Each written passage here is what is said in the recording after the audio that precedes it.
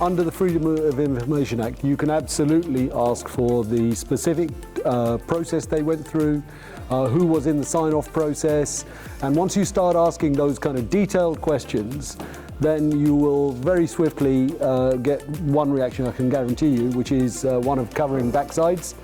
And then as you start to ask those questions, you'll start to uncover more and more. But that is a legal obligation. I think the key is to first of all ask for what process they followed, and then ask for who was involved in that decision-making process, specifically which officers. What is the decision-making process each officer used? What was the evidence that they looked at and evaluated? And what was the weighting they attached to the evaluation? So if you ask very detailed questions like that, under freedom of information, they have to then respond. If they choose to be evasive, then you can go back and say, this does not answer the question, you need to answer the question. And once they, I would suspect most people will crumble on the second question, right? Most people, yeah. That's exactly what I'm trying to say. Yeah. I think we'll find that accountability is a big problem all the way through the political spectrum, right? And having been a councillor, one of the things that you do see is power being centred amongst certain councillor officers, office holders. So even councillors outside that group are generally not encouraged to get too deeply involved with that. So you'll find that.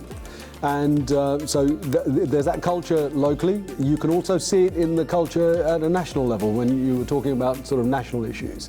I mean, you take somebody in an election who maybe, if they had a good job, they were earning 40, 50 grand a year, and then you make them an MP, and it's a 92 grand basic plus a benefits package of another 300, so it's £400,000 a year to somebody who's earning like 40 or 50, which is a life-changing amount, and you've given it to them for 5 years.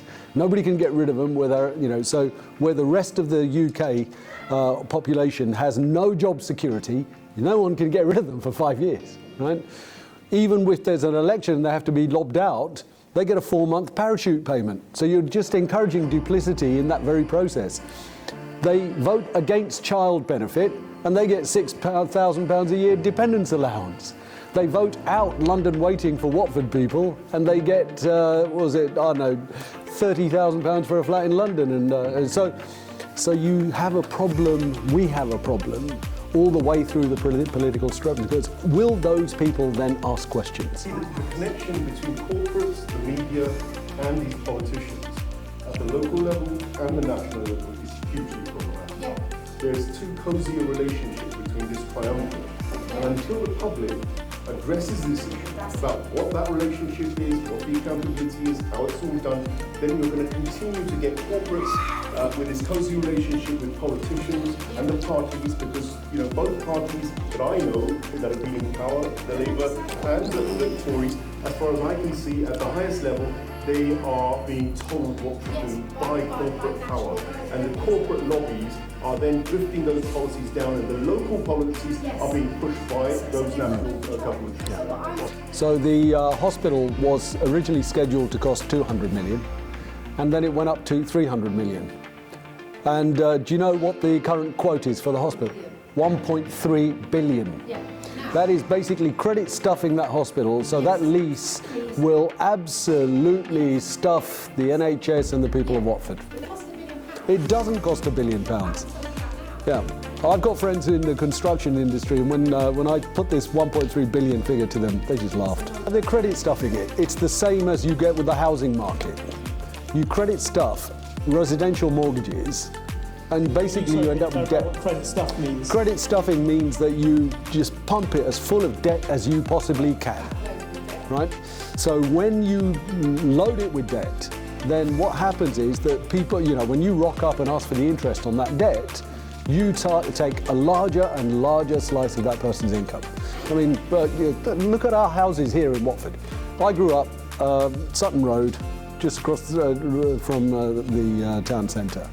My father, supervisor in a factory, worked 1.5 days a week for the mortgage. Right? The same house, my kids who would need to be professionals earning 60, 70k a year, 2 of them working, would need to pay 3 to 3.5 days a week of their income for the same house. Debted servitude, they're basically debted servitude. That's Yeah. where they're going. Yeah. When you're in debted servitude, you have to do as you're told. Exactly. And we're not